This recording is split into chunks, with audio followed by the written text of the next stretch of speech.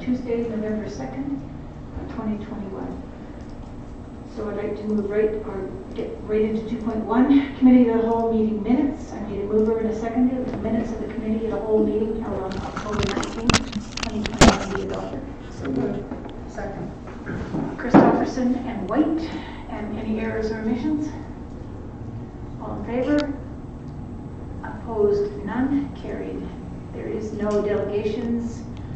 There is no unfinished business. We'll move right into new business, 5.1, official community plan. And Mr. MacArthur, it's all yours. Thank you, Your Worship, and good evening, Council. Tonight we're hoping to discuss a number of topics. It's quite a large document, obviously, that has been provided to you. So we've split it into two parts. So tonight we're hoping to talk about the first half of the OCP, the first 6 sections, and then at the next Committee of the Whole meeting next Monday to tackle the second half of the document. Because we only have 2 hours to go through quite a bit of material, I'll get to it pretty quick here, but I did want to give a bit of an update of where we are in the process thus far. So Mr. Loos, if you can move a couple slides there. So we began the OCP process in around the summer of last year, and started with background research. The consultant did a number of tasks around looking at our current master plans and strategies, community information, basically all of that sort of background research that one would do when creating an OCP. And then we went out to the community fairly soon after that in the fall for the first round of engagement, and held a number of sessions, both online and in person, through the fall months.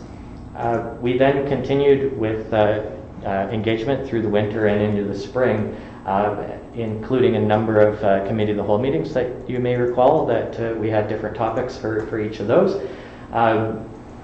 We also, in the spring, worked on the poverty reduction and food security plans, and of course those were adopted by Council.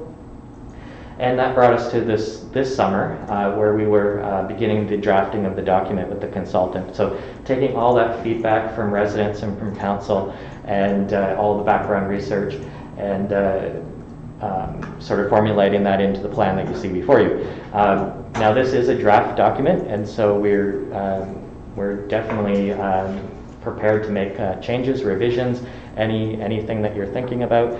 We've already received some really great comments from residents, so really appreciate the feedback we've received so far. And we will be receiving information or feedback input from the community until November 14th.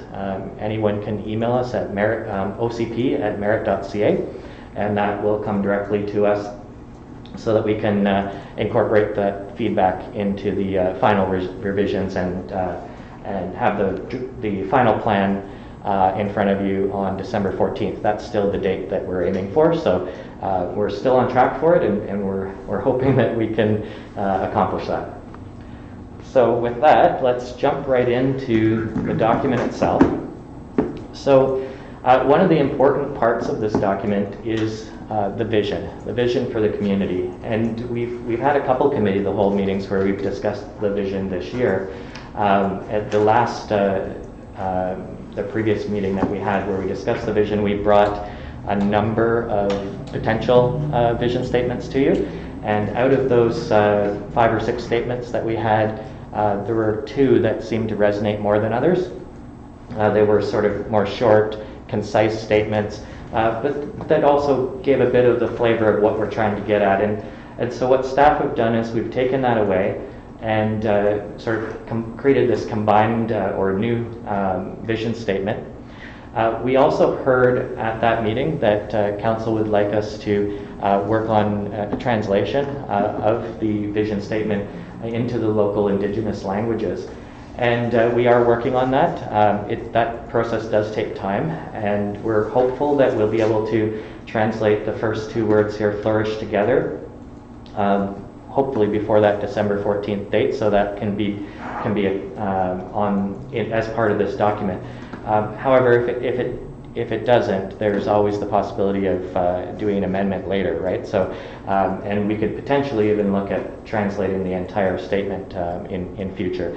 But it does take time to do that, and we don't have any staff members here at City Hall that speak those languages, so we're reliant on outside people that have been helping us, and those meetings that we had previously were excellent, and we really appreciate the time that's been donated really by those individuals. So we're hoping that we can continue those conversations and have that translation work done, but the time is quite condensed here, so we're hoping, but we can't promise that translation will be ready for that meeting. In addition to the vision itself, there's a number of aspiration statements that were developed which provide further context about what this vision means. And those are on specific topics around neighborhoods, the economy, our relationships, including with local First Nations, parks, recreation, culture, infrastructure, the environment, which includes climate change strategies, as well as safety and resiliency. So these statements, in combination with the vision, create a context or an overall vision for what we want the community to be in 2040.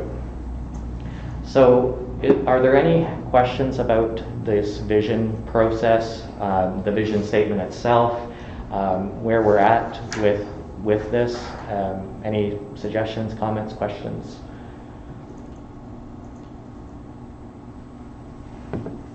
Doesn't look like there are any questions or comments, but so far I like where we're going. Okay, that's good to hear. It looks very inclusive, and I can't think of anything outside of the realm of what we have. Great. So if there are any comments either from council or from residents, please feel free to email ocp@merritt.ca, and we can look at those to see what we can do if any revisions are needed.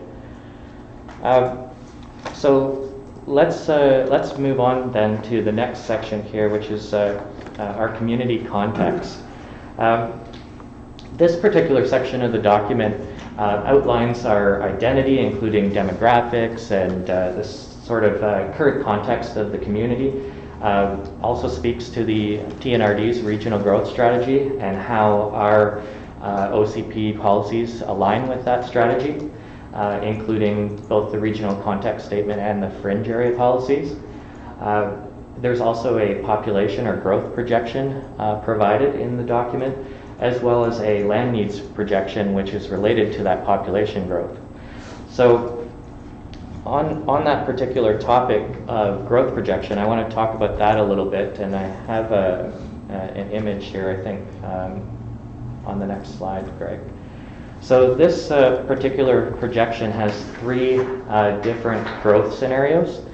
The lower of the three is in line with the housing needs report. So the housing needs report created a projection up to 2026, and that projection was based on historical data that was mainly from the 2016 census, when the community wasn't growing as rapidly as it is now. There wasn't as much development demand in 2015, and so that particular projection may not be accurate or reflective of the current situation in the community with regard to the number of people that want to move here, and also the number of development applications that we've been receiving. Nonetheless, that is a potential projection that we felt was important to include, and we think it will likely be the lower of the low baseline of what our population would be.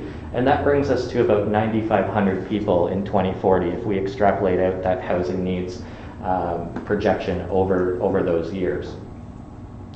The next one is the high projection here. So you can just go back there, Greg.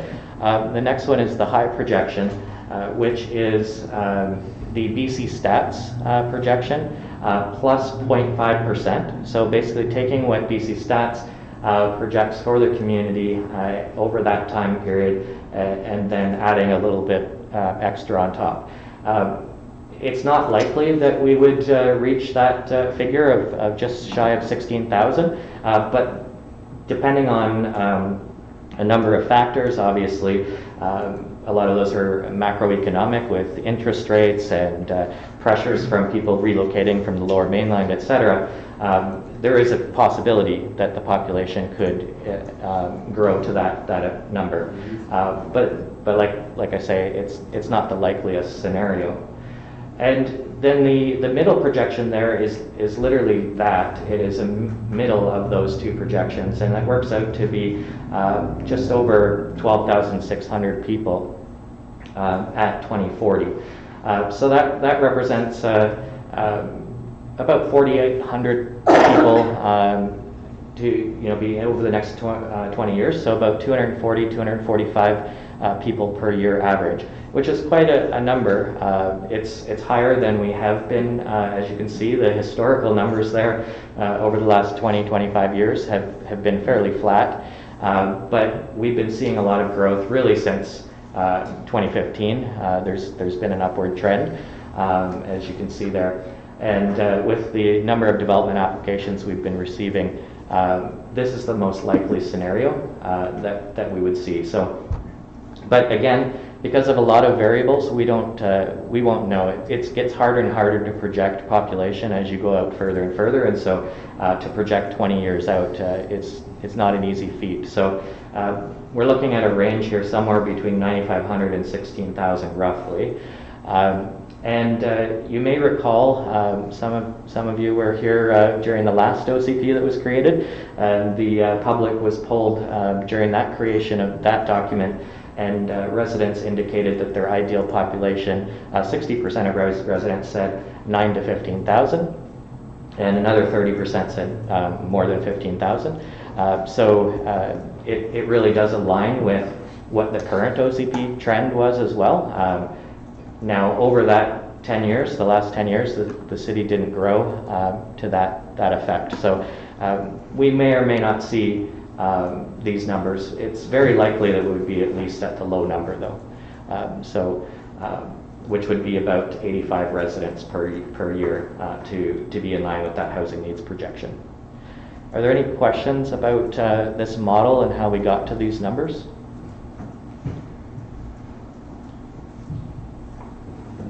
Councillor Fair, and then Thank you. Councillor Richard. So I guess I'm just trying to get an idea, if it's possible, of like how many homes we would need to supply, say, the medium number in 2025. What would that look like? We've got a number of developments that are happening. Yeah. Does it kind of look like we're in line to meet that, or do we have to go above and beyond, and do we have a certain idea? Yeah, so I can tell you that our current development demand is right on line with that middle projection. In fact, we're probably a bit above that middle projection right now. And you'll note that in the document there is a housing or a land needs study here as well in section 2.4, and it outlines the number of units for each type of housing that we would be looking at, as well as the density, the number of people, etc. So that table is based on this middle projection here. Okay, perfect. Can I add one comment, Your Worship? Yeah.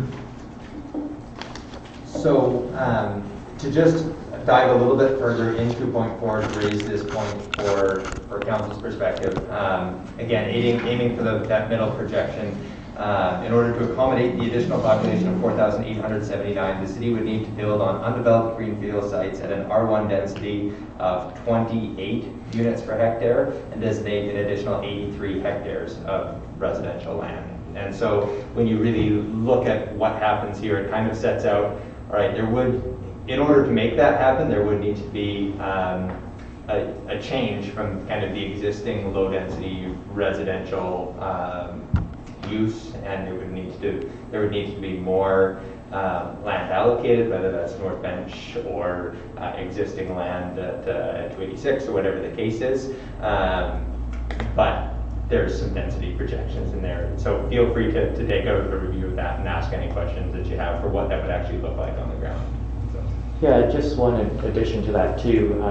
That is based on greenfield sites if we were developing only vacant land, but of course the other option is to do redevelopment. And so in the city center, for example, with the higher heights that are allowed now, potentially some of that population could be accommodated in apartments or mixed-use commercial buildings, right? So taking advantage of airspace is important. The other factor of that is accessory dwelling units, so secondary suites and carriage homes. That's also going to be an important aspect of density and growing in the future over the next 20 years. So in short, we're looking at roughly about 2,330 additional units would be required over the next 20 years in order to meet that population increase. So again, you take that on per over the course of the 20 years. The 15,800, or in order to meet the middle?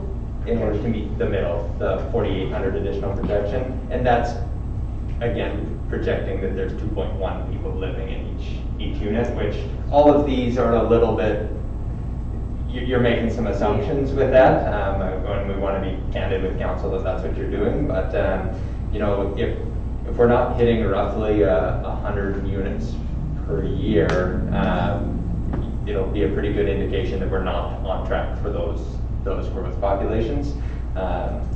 And I know that there's a lot of kind of idea, especially when we talk to members of the public, is this something that you're pushing for the growth, or you're just acknowledging that this is the growth that you are likely to have and need to be capable of accepting? And so I think that there may be a mix of both of those mantras, but that magic number is going to be just over 100 units coming online each year. That helps us put it in a little bit more perspective. Yeah, and to give a little bit of context on that as well, we've issued building permits this year for over 150 units. That includes secondary suites. So we're above that number this year, but not every year will be a year like this year, right? Yeah. Councillor Richard. I was just wondering, as we do this growth projection, I understand about, the importance of multi-use housing, but I was also wondering what is currently allowed in R1? Does that allow for a home with a suite now, or is it just R2? Yeah, thank you, Councillor Richard, through your worship. The R1 zone allows for single-family homes, duplexes, secondary suites, and carriage homes. Okay. And on that note, I was also wondering, because if we're going to start taking a home and allowing a suite in a carriage house, maybe in neighborhoods that are older, what kind of impact is that going to have on the infrastructure? For example, if we have a mature street built, say, in the 1960s, like Parker Drive or Castleloo, or one of the streets that's been around for a long time, what kind of impact will that have? And will that create an immediate need for us to have to upgrade the infrastructure right away to accommodate the additional kitchen units? And great question. Thank you, Councillor Richard. Yes, over time it will create a need for upgrading of pipe sizes. However, that is infinitely more affordable for the municipality and for taxpayers to upsize piping than it is to extend piping to new areas. So greenfield sites with laying new pipe is a lot more expensive than upsizing pipe. So and it won't be an immediate need, right? If you're adding secondary suites here and there in a neighborhood, over time that need arises, but it's not all at once, right? And with the carriage houses, the minimum lot, does it have to be 60 by 120? Because a lot of the lots are 50 by 120. I was just wondering, because I think a lot of the typical lots are 50 feet wide. Yeah, no, that's a great question as well, Councillor Echard.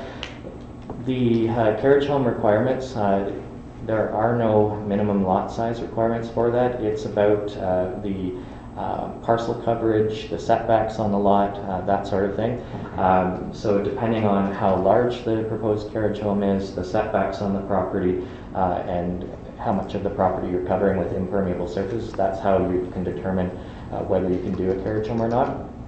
The zoning bylaw that council adopted a year ago made it a lot easier to do carriage homes. Previously, the rear setbacks and the parcel coverage were really preventing that from happening on a lot of parcels. But now with those changes, it's made it a lot easier for residents. So we've had a few of those come forward as applications. And can you have in R1 a carriage home with a suite in a single family detached?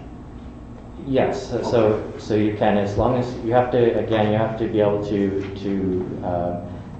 situate the building on the property, and the secondary suite, of course, has to Comply. have to comply with the regulations. And one of those is parking, right? So making sure that there's a sufficient parking for each of those units, and so not all parcels can accommodate it, right?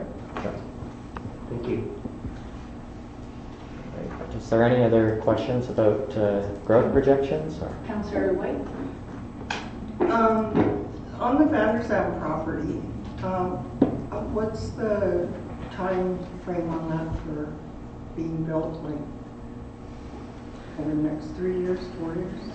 10, 20. Yeah, that we've been told by that group that they're looking at a 20-year build-out for that project. For the whole thing? Yeah, Okay. but those timelines could change over time, right? That's up to the developer. Okay, no, I was just curious, because if there's 3,000 people for that project, it wasn't making sense, so 20 years, I guess, makes sense. Yeah, and I don't think we'll see 3,000 people. I mean, they're proposing up to 450 units and potentially fewer than that. So I don't think we would see those types of numbers of people there. But certainly that will accommodate some of the population growth, but not a significant, not the largest portion of that population growth that we would see. So. And from what I recall, they told us that it was a 20-year build-out, but approximately 10 years for the residential side, and that was the side that was going to be built first. The one side? They were planning to start with the residential and then build out the commercial components later. That's what was proposed or provided to council. So is there not just a hotel involved in there? Not for the first 10 years. Mr. Smith? I just wanted to, and this is subject to your direction, your worship, and I'll defer to Don as well. But in particular, I would love to have council specifically review the policies that come out of this, because we can talk projections a lot, but where the rubber hits the road is the actual policy about what we do with these, and I think that we should take a moment to make sure that you're comfortable with the actual policy itself that's born out of this. So some are in relation to the regional growth strategy, but you can review those. I don't think those are going to likely be as controversial.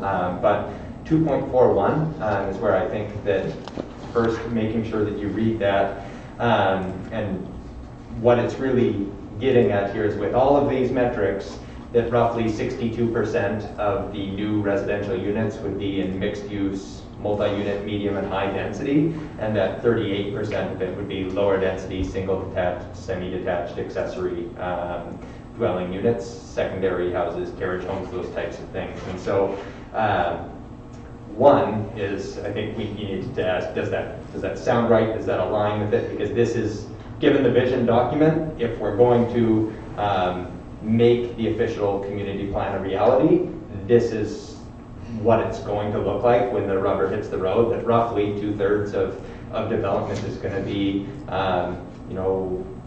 medium or higher density development, whereas kind of 1/3 of your units are going to come from many of the same housing types that you're familiar with the addition of some extra infill.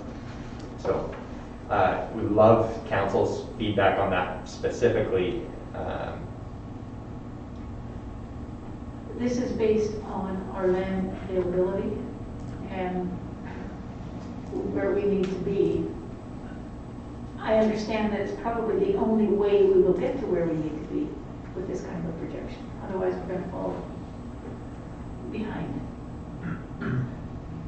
yeah, our boundaries are finite, and we have the land that we have, and so densification is, it's a bit of an obvious sort of direction, but it's also financially wise as well for the community, because infrastructure costs are lower per unit when you have higher density.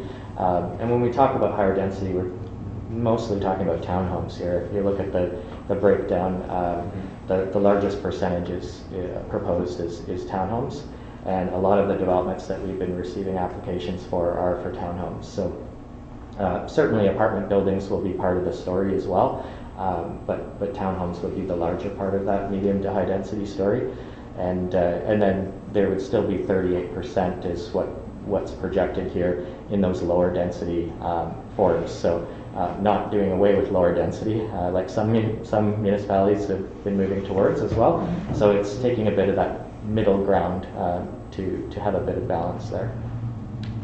Councillor Fair. Thank you. Yeah, really, I just wanted to add on to what Mayor Brown said about falling behind, because I think one could say that, by not taking on an approach to higher density, we can avoid it altogether. But I think all we're really doing then is delaying it, and then, getting to the point where we have to try and catch up. So I'm much more in favor personally of taking the reins of this growth now, while we can control it in a much, just a better way. So yeah, just to give you my feedback on that, the policy of 62%. It's, if we're addressing the needs of the growth through that, then I think that's the right approach. And Councillor Sharp. Well, I'm happy to see higher density in some buildings, especially if it's in the downtown. I guess the only reason why sometimes I get a little nervous is sometimes when you see housing developments that start and then don't complete, like what happened up Murray Valley Road. So some people feel that that's all we're focused on, and I know that that's not, so I'm glad to hear that we're not eliminating the R1 zoning, because I think some people have a concern that that's the only approach we're taking. So, and of course, you want to make sure that when people apply for these permits, that they're actually going to follow through, because I think we've seen a few developments that we thought were going to happen and didn't necessarily go for the permit, and so I think some people will have their concerns, or at least that's what I heard myself anyway. Thanks. Yeah, that's there wasn't a question in there, right? Well, but there was sort of a question about making sure that we have a good mix of everything, which he did, but he had confirmed that already, addressing the other one. Yeah, and this enables us to keep some of the R1 or the single family. It doesn't eliminate it, but if they so choose to upgrade, this allows for it. That's correct, Your Worship. And in fact, when we speak a bit about neighborhoods and urban villages later this evening, and when you see the land use map in a couple slides here, you'll see that in fact almost all of the, in fact I think pretty close to all of the R1 zoning is being retained, because we're concentrating or proposing to concentrate the medium and high density residential into urban villages and the city center. And so by concentrating that density, we're able to maintain a lot of the neighborhoods how they are now, right? Or as close to they are as possible. And that's to reduce conflicts between existing neighborhoods and new developments, but also it's a benefit for infrastructure costs. By concentrating development into certain areas, we can focus infrastructure on those areas and be more efficient with that infrastructure planning. So yeah, so I think you'll see on the map that there's a lot of that low density land that will be retained. And this does not include our dream world of expanding our borders into crown land and pulling that into our city limits. does not include that. That's a question, Mr. Smith. I just want to make sure we clarify, because I believe the Crown land that you're likely referring to is already within our municipal boundaries, so we don't need to expand our borders, but there would be a Crown land 10-year application for that. And realistically, this plan does capture that potential. So what I will say as well is, from a council perspective, as the policy drivers, having some, again, I'm going to say targets because I think that's the easiest word for it. This is a policy that's saying, hey, in order to hit where we anticipate hitting, this is roughly the breakdown that we're going to need to be at. It makes it easier when we have annual reporting, but I think annual reporting can be a little bit chunky in terms of how applications get put forward. But when you review this 5 years from now to have an update to the official community plan, you'll be able to look at, okay, here's what was projected.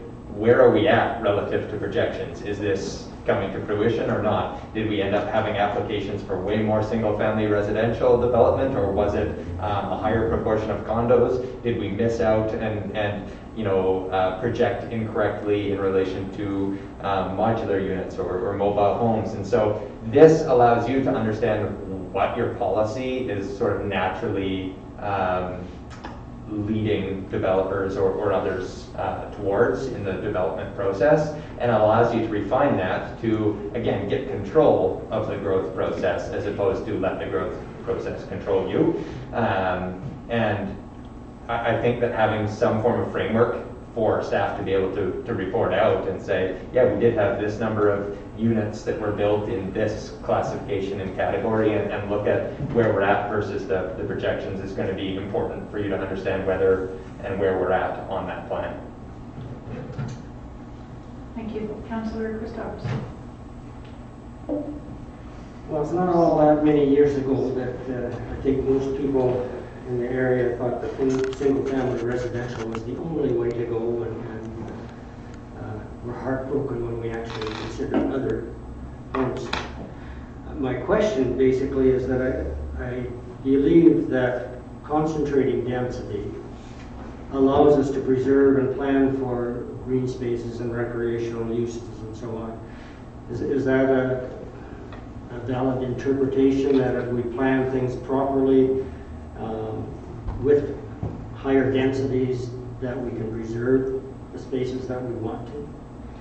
Yeah, thank you, Councillor Christopherson. That's actually also a very astute observation. So if we're not using as much of the land base for development, then we can potentially preserve some of that. And so you'll notice as well that obviously the North Bench plan, a lot of that space would be proposed for a recreation hiking trail park area.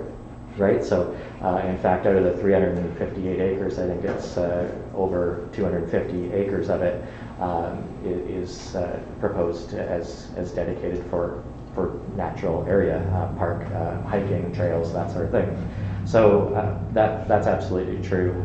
If we don't use as much of the greenfield or the vacant spaces, then we can preserve more land potentially for parks or natural areas, conservation areas, right? So. Great point. Good, thank you. Thank you for confirming that, because I think there's a misperception out there that there's unlimited land, and there isn't. And so it's good to know that with wise planning, we can preserve areas that need to be preserved for recreation and green space and so on. So thank you very much for your explanation. Councillor Hook. Thank you, Mayor. Approximately what percentage of housing in our community now is just single-family residential? Well, I can tell you the low density number is over 80%. Low density. Yeah, so single-family, duplexes, mobile home, modular. Mm-hmm. Those categories are a very significant portion of our housing stock. But we've already been seeing a shift. As I mentioned, a lot of the applications we've been receiving lately have been for townhomes. And there are a number of townhomes already being constructed in the community. So that is starting to shift. We do see that. The apartment buildings haven't been as as forthcoming with applications. Of course, the Walters building is being constructed. There's a few others that we're working on, but in terms of the existing housing stock, we're a low density community, which doesn't align with the existing OCP either, right? That OCP, our current OCP suggested that we would be a more medium density community, and it hasn't come to fruition yet, but we are starting to see that. So another question then. So with an aging population that we're seeing in Merritt and the trend to aging out our community a little bit, it seems more appropriate as we move into townhouses and condos and things like that is where it wants to be, as people leaving the lower mainland coming to live here. They don't want a large house. Even people in this community are saying, I want to stay in my community, but I can't stay here because there's no housing that I want, like a townhouse or a condo. So it seems like it's appropriate that we start moving to this different type of density for people that want small yards, caretaker, those kind of things, rather than staying with a single family unit. And I don't see them all disappearing anyway. There's still a large contingent of single families here, so that's still going to be a viable option for those people that are staying here, families that want to move here. Right? But without jobs, we don't get a lot of families moving here, so jobs is important. I'm sure you're going to be addressing that piece in this LCP as well, right? Yeah, thank you, Councillor Luckett. Those are great points. In terms of single family, yes, that's still going to be part of the story, as the document outlines, 38% in that lower density cohort there. And certainly we have a number of applications right now for subdivisions and single family developments. In terms of jobs and the breakdown of whether we're going to be attracting what type of demographics, seniors retiring from the Fraser Valley, or young families wanting to get out of the city and raise their kids in a smaller community. We're hoping that it's both. Right now, of course, seniors have been moving here into the southern interior in general in large numbers. And so when we're looking at housing stock, it's really important to keep that in mind. And so, yes, some seniors do want to downsize, right? A lot of seniors want units that have master on the main, as you know. So having those sort of ground level entry townhomes, for example, modular home development that is proposed up on Grassland's site, but also single family as well, right? Having that mix is really important.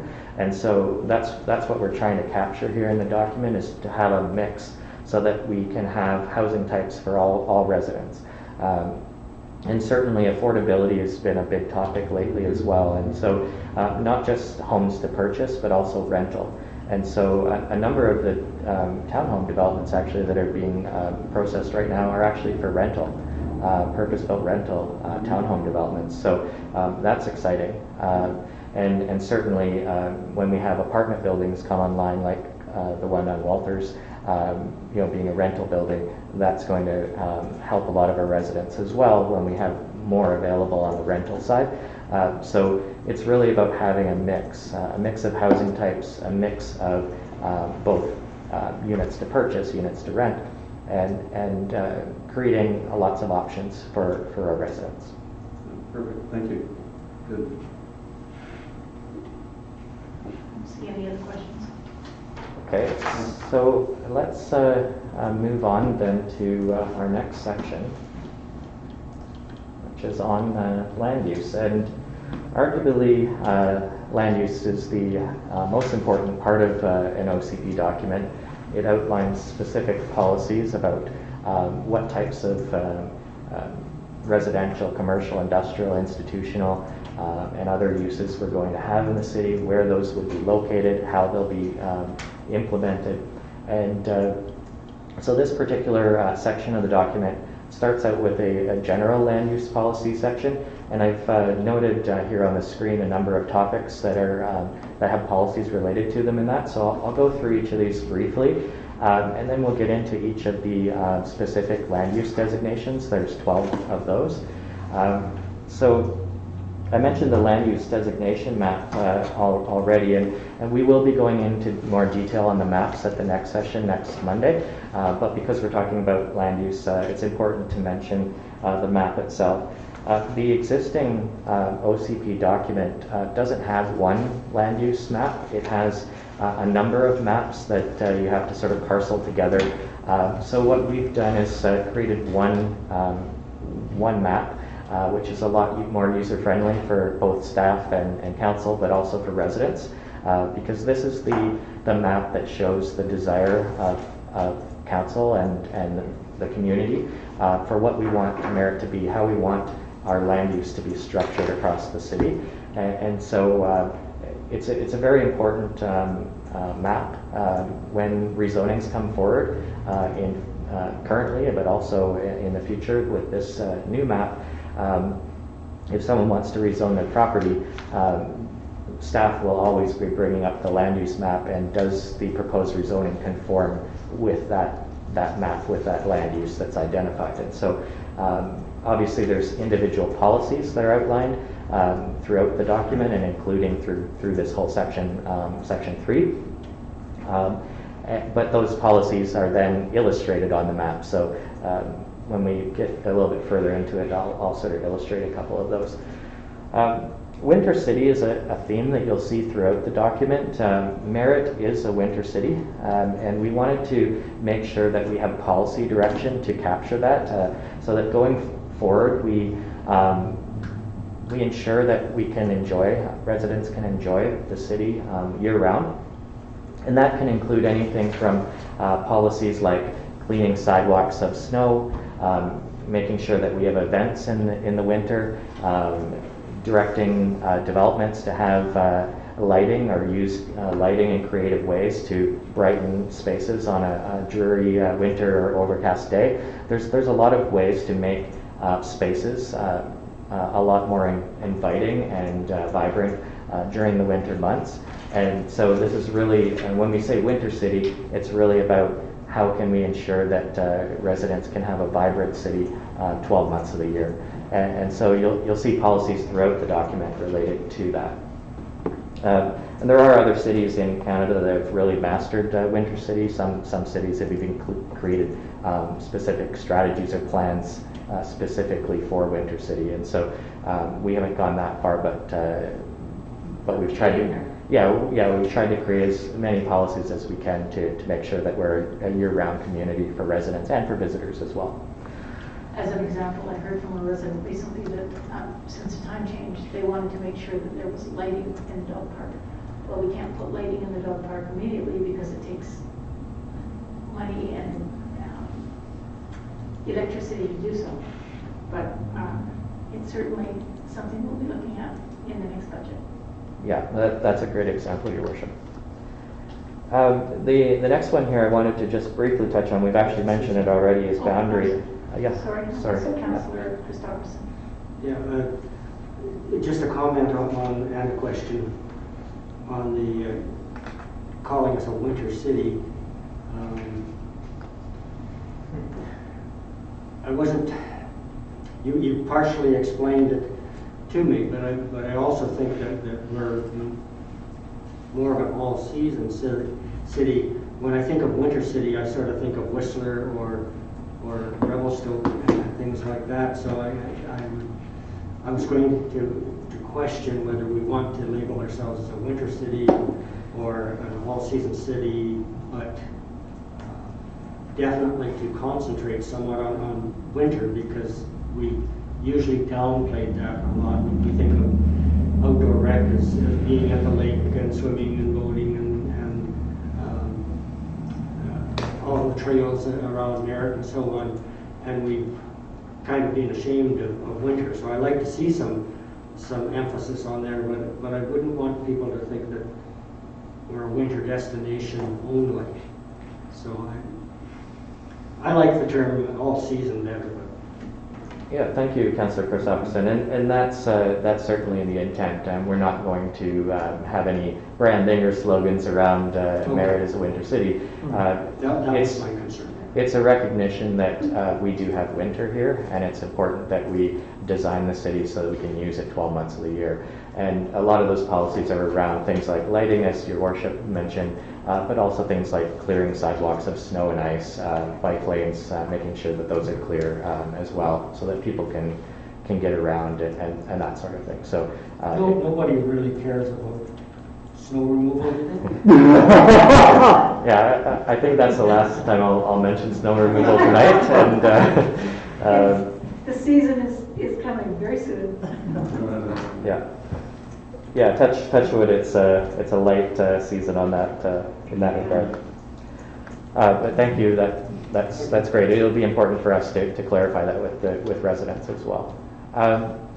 So the next item on the list here is boundary expansion. We've already touched upon it a bit, that this document is not directing a boundary expansion. It's not recommending that. There is one exception to that, is if the residential area between Diamond Vale and Joyaska, that small little area there, they have come to council in the past, and that didn't proceed. If they were to come again, that's something that I'm sure that council would entertain or to look at. But other than that, there's no recommendation to expand the boundaries out further into the regional district. The area that we have is the area that we have, and let's make the best use of it, is sort of the direction there.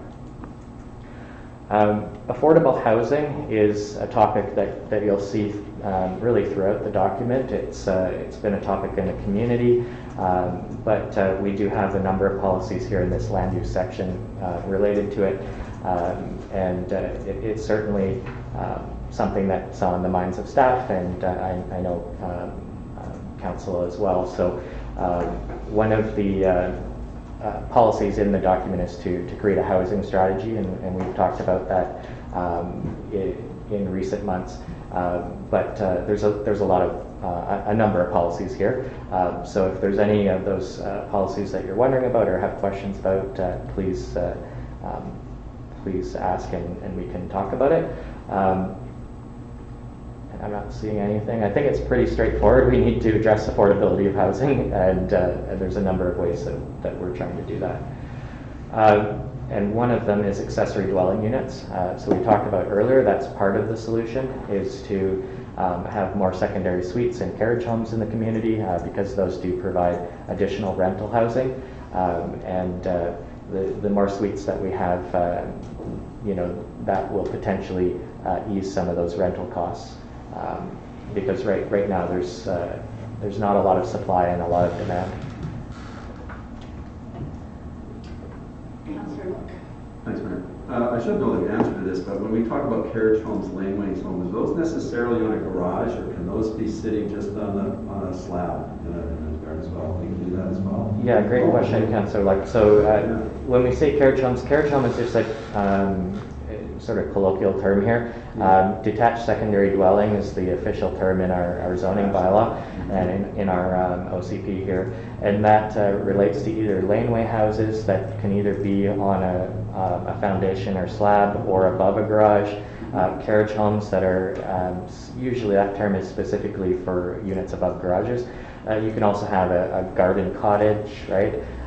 So there's different forms that those can take, but no, there's no requirement that it has to be atop a garage or beside a garage. Well, thank you for that. I thought I should have known that. I'm sure you're aware of what New Zealand's doing down there. Latest article coming out of New Zealand, they're looking at putting 5 to 7 living units on a single residential lot down there.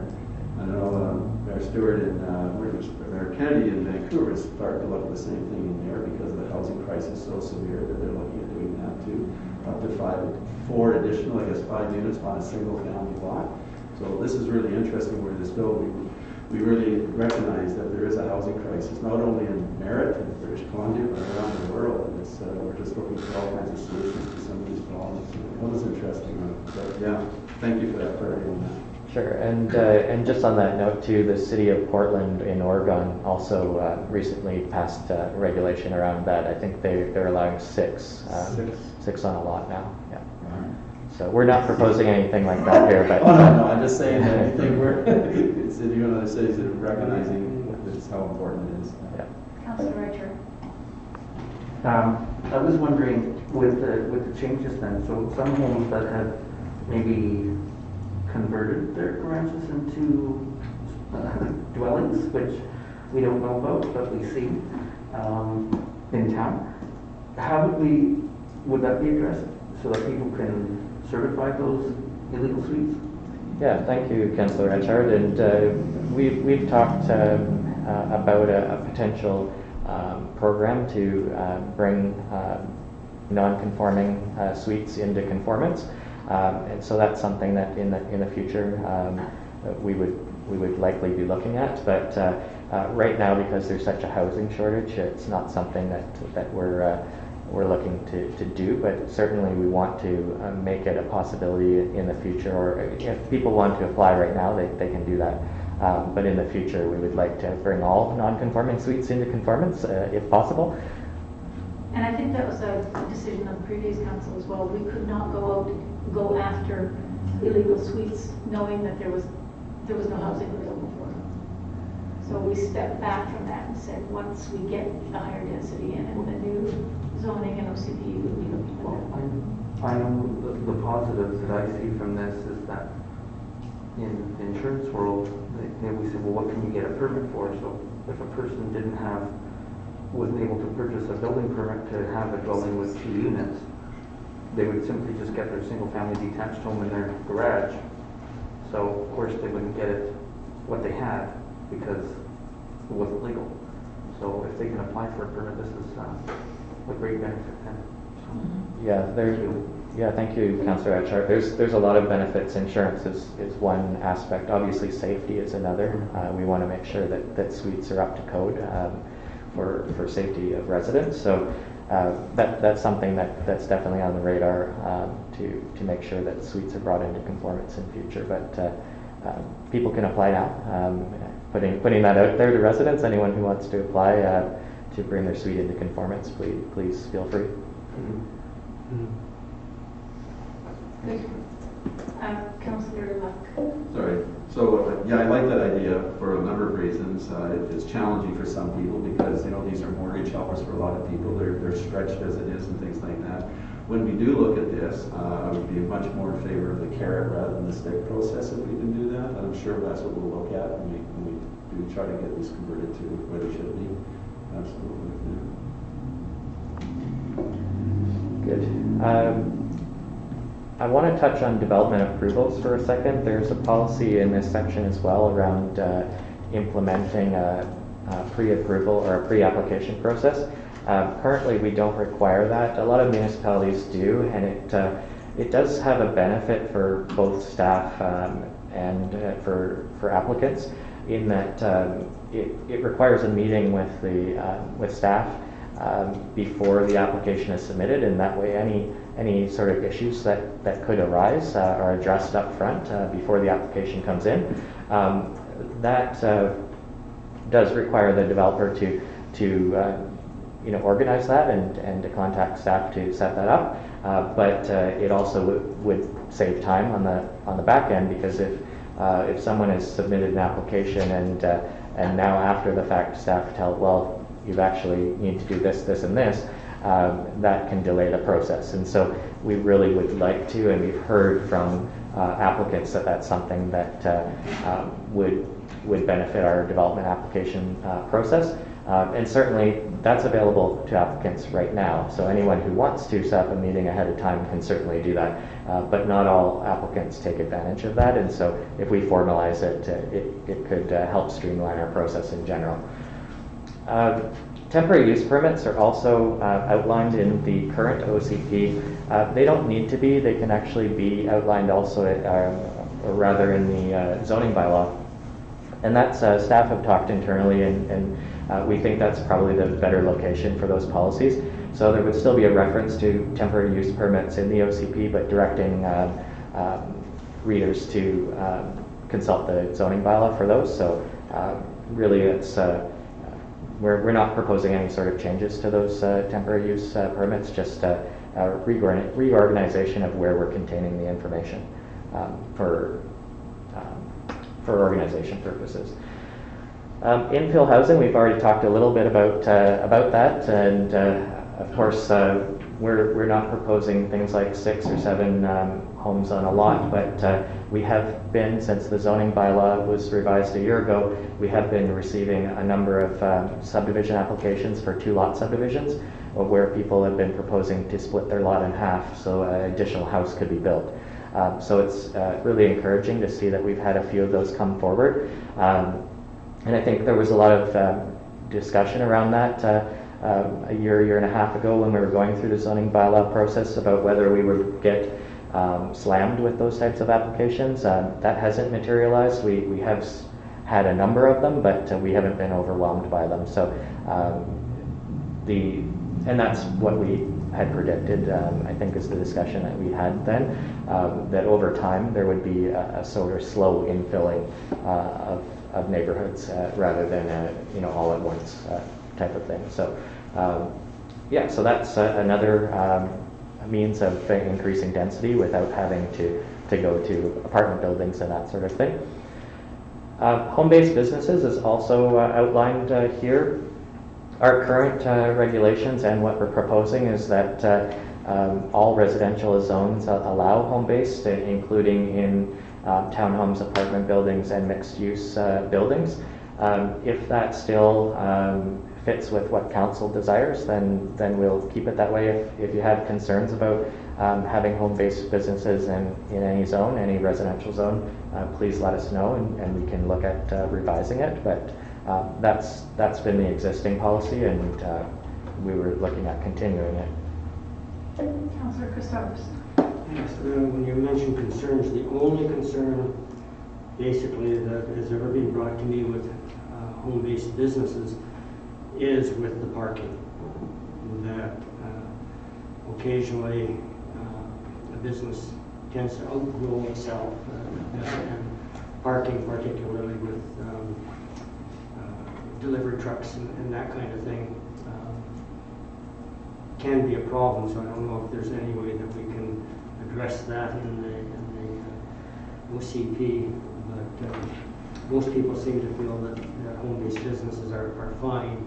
That's the only complaint I've had, is when parking becomes an issue for the neighbors. Yeah, thank you, Councillor Christopherson. And we have tried to address that in the zoning bylaw with some regulations around parking, and that deliveries are limited, and the number of people that can be on site at any given time. So I know that there were some situations where yoga operations or other types of businesses where maybe multiple people were coming to a site at once was causing a lot of problems. And so that's limited in our regulation. Now, whether those instances are still happening, certainly if they are, then please bring them to the attention of either our corporate services director or myself, and we can look into them. But that's how we have tried to address that, is through parking provisions and limitations on the number of people that can attend. What wasn't a specific concern, it was more of a general one, that as people notice more and more home-based businesses moving into neighborhoods, which is a natural. That's about the only issue that generally seems to focus itself, is the parking on the streets and front lawns being taken over and things like that do impact the appearance of a residential neighborhood. Right. As well as safety concerns with kids around going to schools and so on. Yeah, and you brought up another great point that's related to that around parking and front lawns, and that we put in regulation in the zoning bylaw a year ago, the zoning bylaw that you adopted, around having a maximum width of 6 meters or 20 feet for driveways, because we were noticing that a number of properties around the city were starting to gravel or pave over their front yards so they could park numerous vehicles. Not only is that not great for unsightly purposes, it changes the sort of the look or feel of neighborhoods that way, but even more importantly, it reduces the street parking, because if you pave over your entire front yard, now you can't park in front of that property on the street. So it's not something that we want to encourage. In fact, we want to discourage that type of action, and it has been happening around the city. So that policy or that regulation in the zoning bylaw was meant to try to address that. And certainly whenever we receive applications for new development, especially single family development, we've been reminding the applicant that they can only have a 6-meter wide driveway.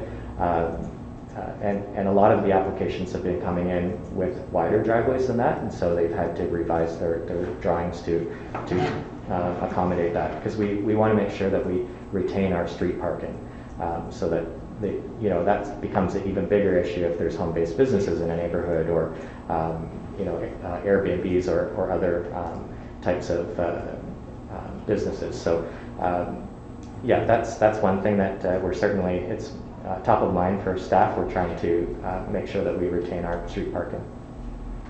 So one other thing then, I noticed that a lot of people are starting to use the front yards for parking their recreational vehicles, because they don't want to park them. It used to take them to kind of parking areas that were designed for them, but a lot of people now, maybe for financial reasons, park some pretty big rigs in their front yards. So just another part of the equation, I guess. All right, and we've talked a bit about parking, so I don't think we need to go into much more detail than that. That was basically what I wanted to say about on-site versus off-street parking, or on-street parking. Density is the last topic, and I do have a slide on the next one here. This diagram is in the document itself, and it provides a really great illustration of what the densities sort of look like, the ranges. Low to medium density residential is being proposed in the OCP as, if you can pop back to that, Craig, 15 to 150 units per hectare. And that means we're looking at single-family homes up to townhouses in that medium, low to medium density.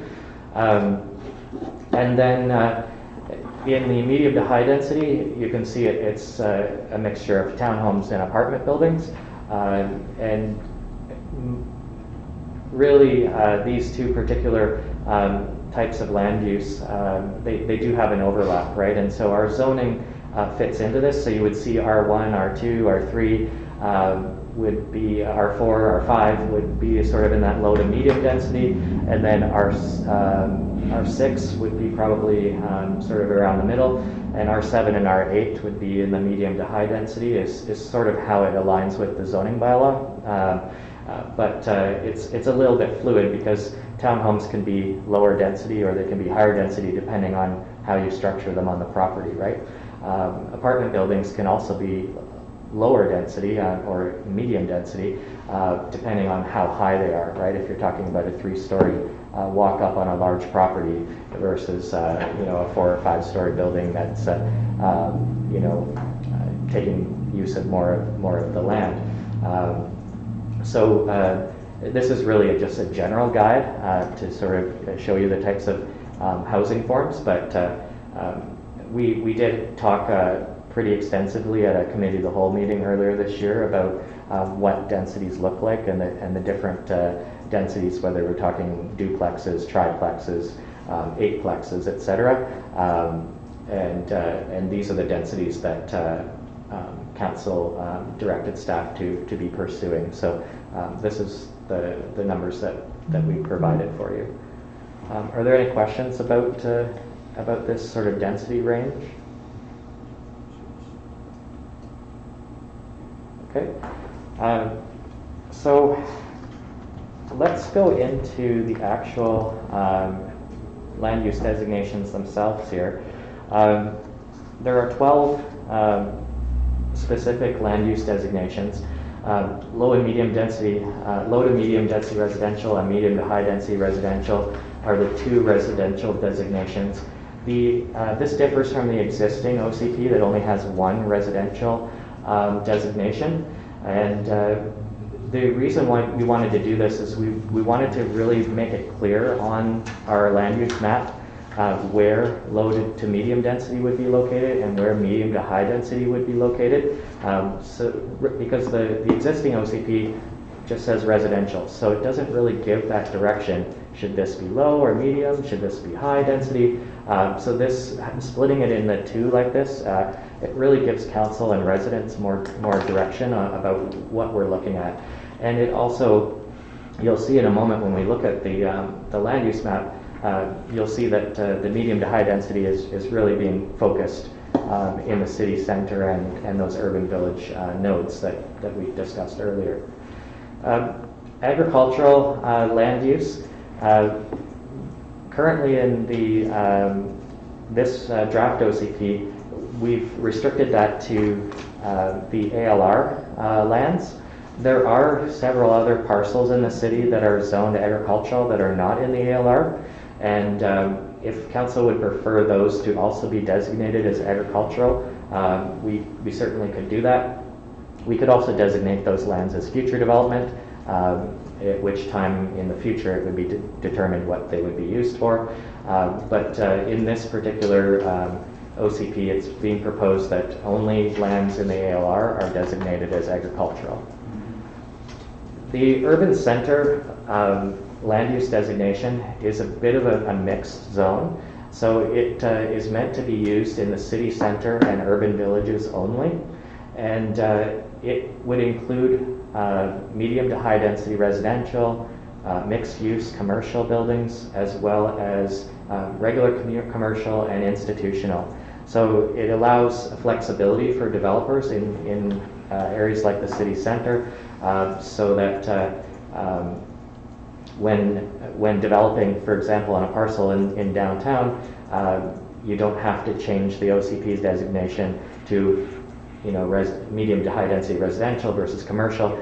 We say that we accept both of those things. We accept residential, commercial, and institutional uses in those areas. The general and mixed use commercial is specifically for commercial, and that is directed towards both the city center as well as along Boat and Nicolet corridors. And then you'll see as well in the exit 290 and exit 286 is more comprehensive. We'll get to that in a second. But around the airport there is some commercial lands as well.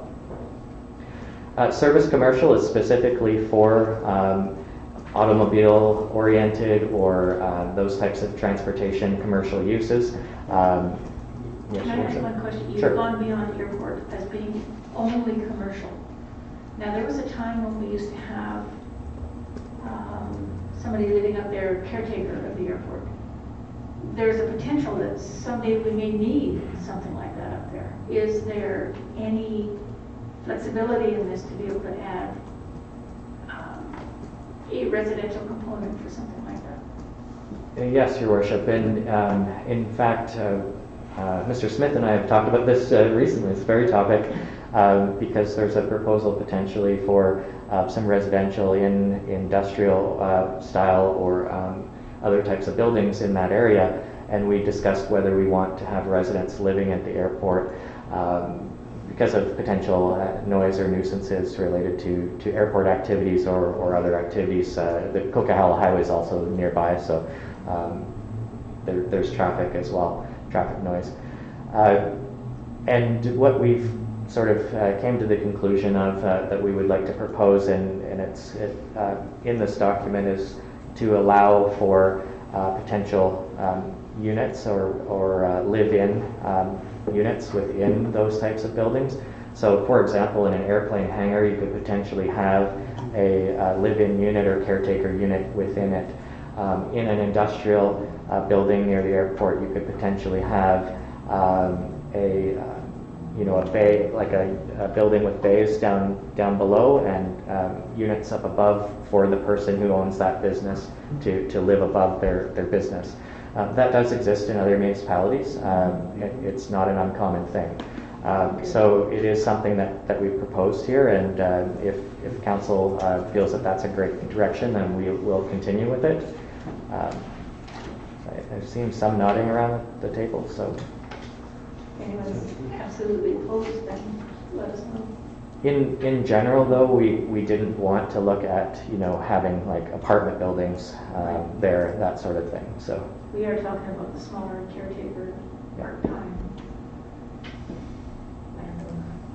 I don't know. A big part of it is the minute you have residential accommodations, you are looking at a different suite of amenities in order to provide for residences. And ultimately, if you've got a commercial, industrial area, you aren't quite as worried about sidewalks around the corners and street lighting and some of these features that are expected if you're going to have residents living there. And so I think a big consideration is there an expectation of kind of full-time residences? If there is, maybe that isn't necessarily the right fit, but is the idea that somebody's going to fly in, be able to spend the night and fly out or whatever the case is, that probably strikes me as less problematic from a infrastructure and servicing perspective. So we'll be really, really candid and say that there is nothing set in stone with what this looks like.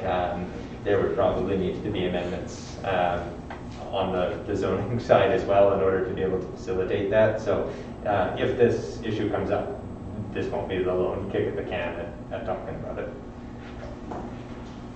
Thank you. So service commercial is specifically, as I mentioned, related to automobile-related services, car washes, oil change businesses, that sort of thing, gas stations, etc.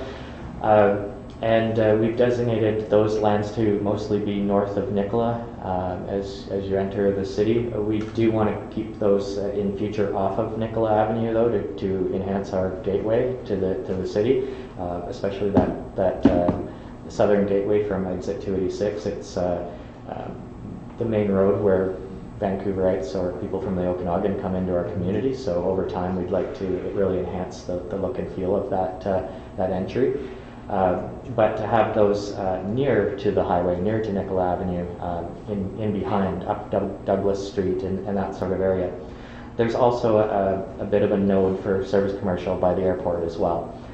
The truck travel center, of course, is in that area. So that's sort of where we were looking at. We haven't designated DeWolf Way as service commercial. It is right now designated as general and mixed-use commercial. But if council feels that we should redesignate it as service commercial specifically, we could look at that, or potentially certain parcels along DeWolf Way. But for now, we've kept it designated as general commercial.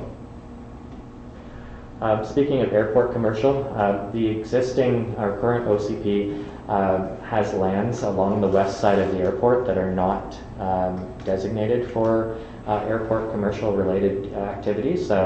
It's some service commercial, some industrial, a bit of a mixed bag of uses. So what we've done is try to expand the designation of airport commercial along that stretch on the west side of the airport. The exception of that is the fire hall lot, the future lot there, which is at the middle of the runway for future firefighting purposes of the airport, potentially. But most of the lands there would be designated airport commercial. Now, that doesn't change the zoning. I want to be really clear that designating in the OCP is just sort of what our future vision is. It's not the zoning. So if those landowners would like to come forward then and rezone for airport commercial, they could do that. But their current zoning is in place, and if they want to develop those lands under the current zoning, they have the ability to do that. Speaking of industrial lands, we've designated a lot of industrial near our designated truck route. So a lot of that industrial land is in the south of the city, southern Diamond Vale, in Middlesboro area, including the former Toco lands and other lands along Midday Valley Road. And then there is a bit of a node at the north end of the airport as well, to the north of Airport Road there. So all of those areas, though, are very accessible to the designated truck route, and that's quite intentional, of course.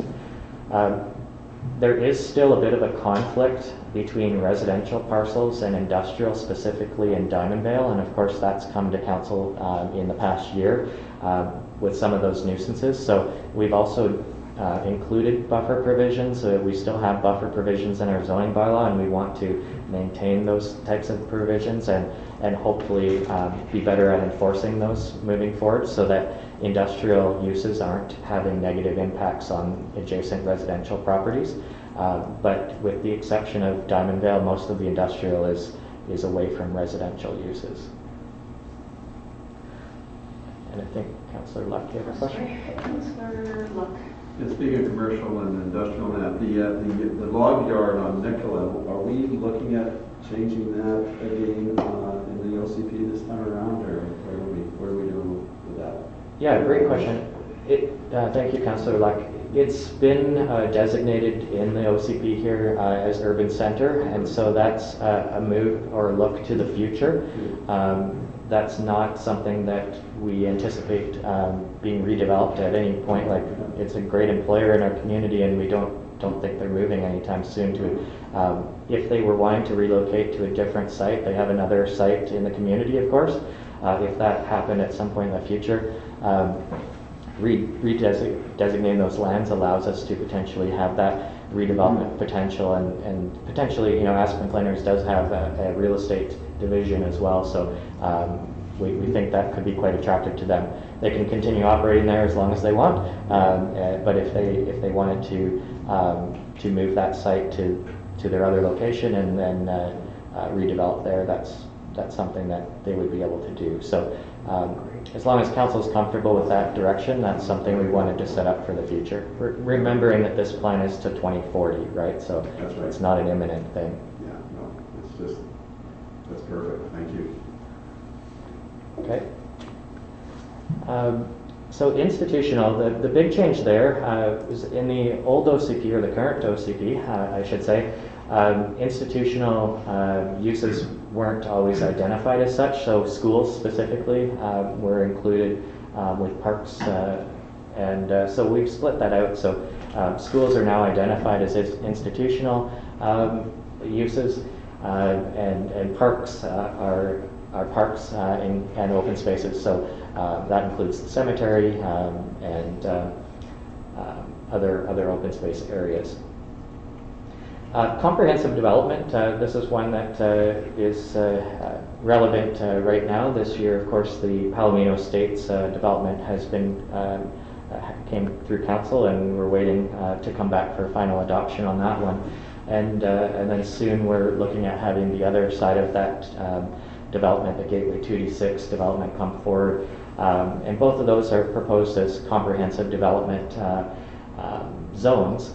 And this comprehensive development land use designation is the OCP equivalent. So any lands that are designated as comprehensive development, we would also have as zoned as comprehensive development to be consistent. So it's really just that synergy between the two documents. Future development is one where the current OCP has a lot of future development lands designated on it, and we've reduced that quite substantially. If we have a direction, or we know what council's direction and the residents of the community are wanting for particular neighborhoods or lands, it makes more sense to have one of these other designations for those properties. Future development is really sort of if we don't really know what we want to do with it, or it could be a variety of different things in the future, it's sort of that designation that we can assign to it. So we've dramatically reduced the number of future development designations in this OCP as compared to the current one. So and you'll notice too, or you'll note that a lot of the rezonings that have come to council in the last couple of years have had OCP designation changes from future development to whatever they were proposing. So by removing this and actually providing a different designation, those OCP amendments may not need to happen in the future. And from what I understand, you have changed the definition of future development as well. Am I correct in saying that? I don't think that's... it's as restricted as it used to be.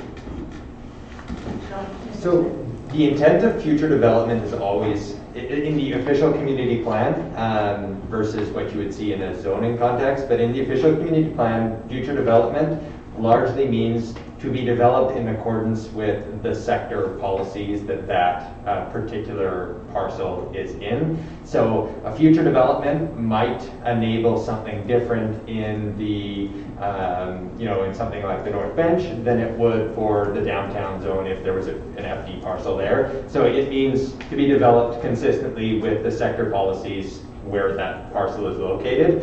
Whereas I think what you're thinking of is for future development in a zoning context, there are specific permitted uses that you're allowed in the interim, though the expectation is still that you would rezone to whatever your ultimate development is going to be. I'm not sure that that's what I was thinking. I think what I was thinking was it was restricted to residential. And I don't know where I got that from, but. No, it can absolutely be commercial, industrial, whatever the case is, depending on the sector policies. Okay, Yeah. thank you. And let's use the new term, Sean, of neighborhood policies. Sector's gone by the wayside.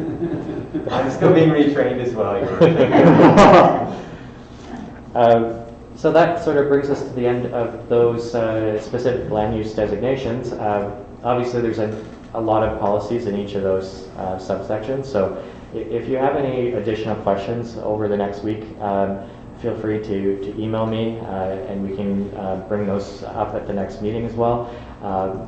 And we can look at any revisions that are needed as well, right? This is a draft document, so it's still it's work in progress, right? So Greg, let's take a look at the map. So this is sort of how it comes together. So all of those policies that are in written form, this is sort of a visual representation of that. And you can see the light yellow color there is the single family or the low density, low to medium density areas. So you can see that's most of Diamondvale, Riverside, Parkdale, Bench, Grandview, Collettville. A lot of the city is still light yellow. And if you zoom in, you can see that even more. Right now, a lot of the city kind of looks gray because of the street network, but a lot of that is light yellow. The more orange color, which you see a little bit up in near No Frills, some near Menzies and Clapperton in Diamondvale, a little bit near the Coldwater Market in Riverside area in West Merritt, and then a little bit in a very small section in Collettville, right around the new townhouse development there, as well as on the fringes of the city center. You can see most of the city center there is purple, or the sort of the middle of the city center. That's the urban center designation. But you can see a little bit along Merritt Avenue, Garcia Street there, as well as Blair. And then down near Claybanks, there's a little bit of medium to high density. So that's to encourage some townhouses and apartment buildings on the outer skirts of downtown, with a lot of the mixed use buildings being concentrated in the center. So again, this is really to concentrate some of that density in these very specific areas. So you're not going to have someone proposing an apartment building on Parker Drive, for example. The OCP doesn't necessarily support that, right? It's we're looking at low to medium density. That means single family duplexes and potentially low density townhomes or medium density townhomes, right? So we're not looking at apartment buildings in certain areas, right? In fact, most of the community. So that's sort of how this plays out. You could see also the commercial. Again, we talked about the service commercial north of Nicola there, that sort of pink area on the map, as well as up near the Truck Travel Center across from Boston Pizza and the Best Western there. The institutional is the blue, so you can see that scattered throughout the city. That's schools, that's NBIT, that's utilities that throughout the city. So there's quite a few institutional areas, and then you can see that comprehensive development down near exit 286 there. And then of course the agricultural is, as I mentioned, the light green. That's all of the ALR lands. So those lands are in the ALR and likely will be remaining there. So we've designated all of those lands as agricultural. I think Councillor White has a question. Councillor White, The land coming in from 286 into, I think before you get to the mill, it's all on the right-hand side. And I think there's a, oh, I know where it is, by the trailer, there's a trailer where it says homes. And then when you go in there, there's a farm back there. Is that all ALR land? Some of the land, if you're talking about like you get to White Bear Daycare, Further down. and then further after that, Further down. River Ranch. Yeah, there's a mobile home there that says mobile homes or something. But right there, there's a driveway, and if you go down that driveway, then you're into this farm. yeah. Beside Super Safe. What's that? Beside Super Safe. Yeah, so if you're further down towards Super Safe, those lands aren't, there is actually lands you can see on the map here. If you go even past Super Safe towards downtown, you get towards River Ranch. Like there's a piece of River Ranch that actually touches Nicola there. But a lot of those lands along Nicola are not in the ALR, and that's why we've been able to designate them as service commercial. Okay, before the ranchman, is it the ranchman hotel, Ranchland Hotel? Yeah, before there's a, River Ranch. is that what it is? yes.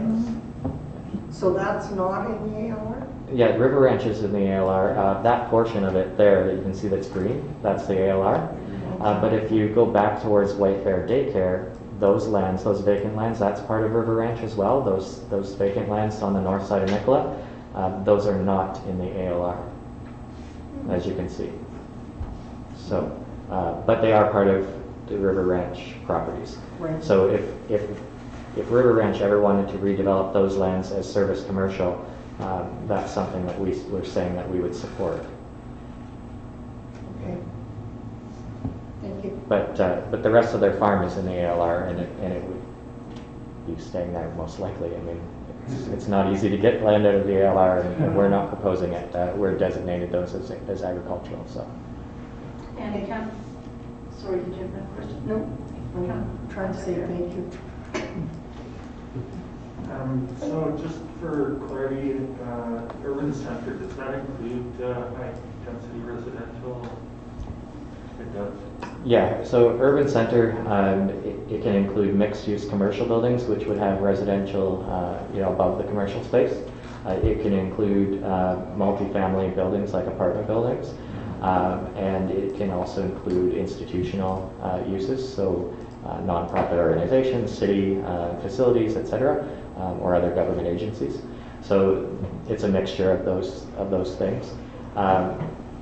Obviously, being in the middle of the city center, there are some regulations, though, around how residential is structured. So if someone wanted to plunk an apartment building on Quilchena, that probably wouldn't fly, right?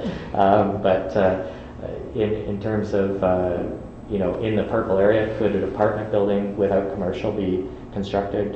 Yes, that's anticipated in this designation.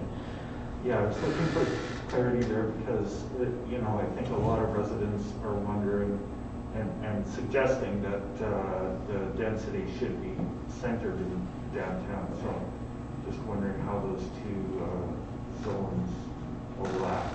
But I think I see that. Yeah, so the city center, and we'll get to neighborhoods in a second, and I know we're being cognizant of time, we've got about half an hour left here, but when we talk about neighborhoods specifically, we'll look at the city center and the other urban villages, and the city center will run from river to river, the actual city center neighborhood, but really the core of the city center is that purple area, right? So that's sort of where we are right now. You can see is we've actually identified just as institutional because we don't have any intention of building condos on City Hall land, but the rest of this area of the city, the center of the city center is this urban center designation. But then we didn't want to disturb certain areas like the fringes. You can see there's low density residential in parts of the city center, right?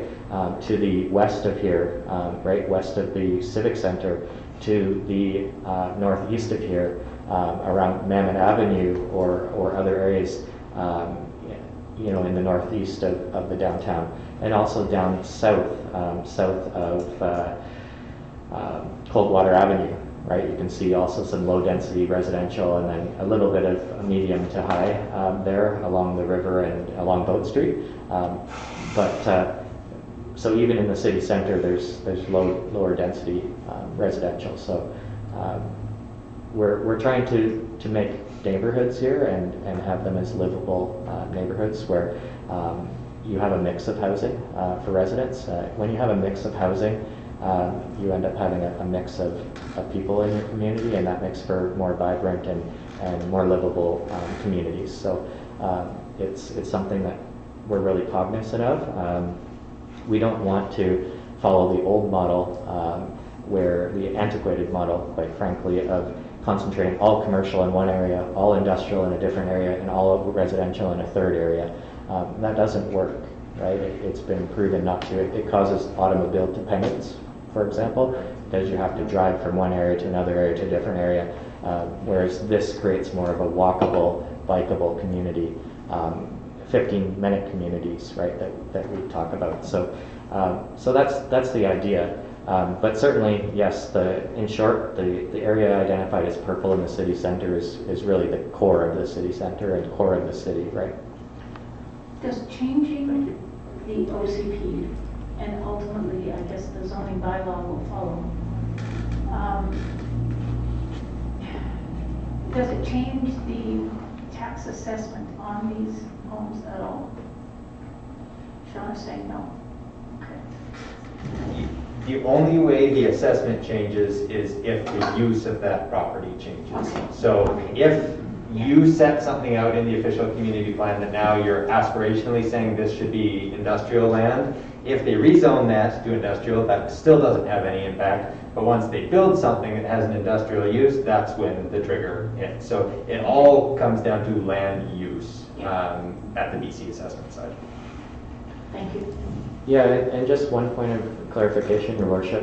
You mentioned about changes to the zoning bylaw. This particular OCP is very much in line with the existing zoning bylaw. So while staff will be bringing forward an update to the zoning bylaw in the very near future, a lot of those amendments are very much housekeeping items, typos and various types of small revisions that developers or residents have brought forward to us over the last year and a bit since we've been using the document.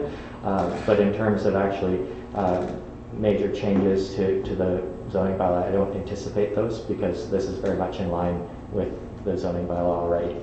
So hopefully we may have the odd one, but we won't have many zoning bylaws coming to us with an OCP change as well. That's correct. But could there always be rezoning applications from property owners? Absolutely. Any property owner has that legal right to bring an application forward. Mr. Smith?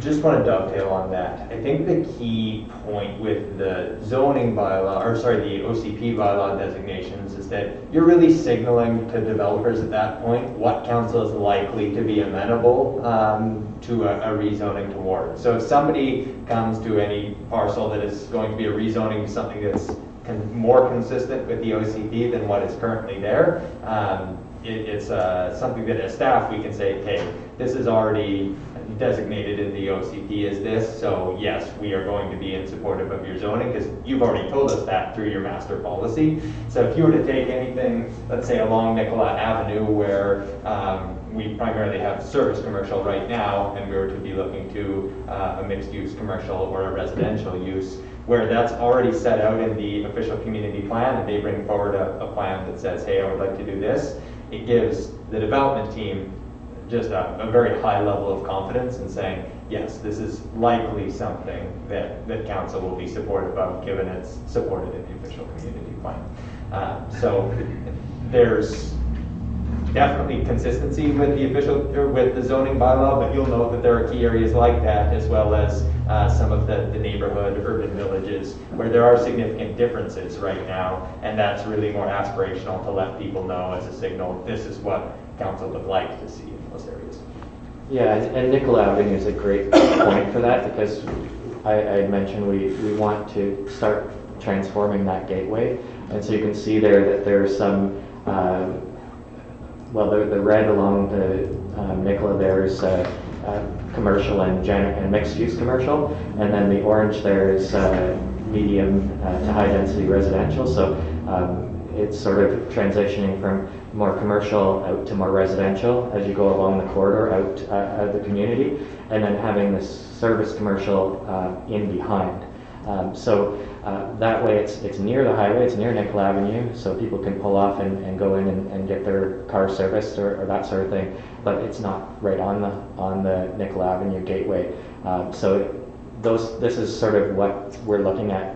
So as Mr. Smith mentions, if any of those property owners say, hey, I want to get rid of this gas station I have, or well, that's a bad example, gas stations are remediation, all that, but if they have a building that's a bit underused, and this says, oh, we could support this type of use, it allows them to come forward. And so over time, hopefully over a 20-year period, that gateway would transition to something more like this. That's the hope and the aspiration of a land use designation.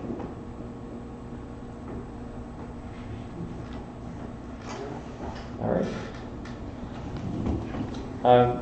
So because this map in this section is so important, we will be talking about the mapping again next week. So over the next week, if there's anything on this map, any particular parcel, any specific item, either feel free to email ocp@merritt.ca and we'll incorporate that into the revision process, or bring it up at the next committee of the whole on next Monday, and we can look at making those notes as well. So if you do have time over the next week to look at this in a bit more detail, that would be appreciated. That's great. So I think for time, let's move on to neighborhoods here.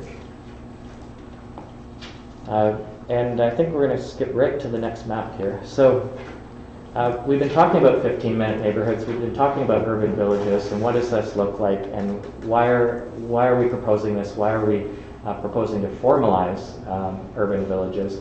And I should say we already have urban villages. We already have these types of 15-minute communities. They're just not formalized, and they're not as fully realized as they could be. If you live in Diamondville, for example, you probably walked over to Bob's Market to pick up a grocery item that you forgot at the grocery store earlier on your way home. Or if you live up in Grandview area up Springbank or Forksdale, you probably go over to Tim Hortons and meet up with friends to have a coffee on their new patio. If you're in the Riverside neighborhood, you probably walked over to the Coldwater corner store to pick up some popcorn or chips before having a movie night with your family. These are things that people already do in our community. These are really urban villages that already exist, right?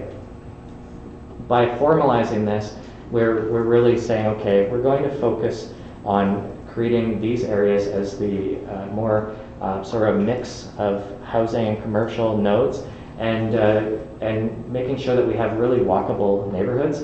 You can see these circles that are on this map here. These are 1 mile across, 1 mile in diameter circles. These are known in planning speak as fly sheds. Basically, it represents 1 mile is about what you can walk in 15 minutes.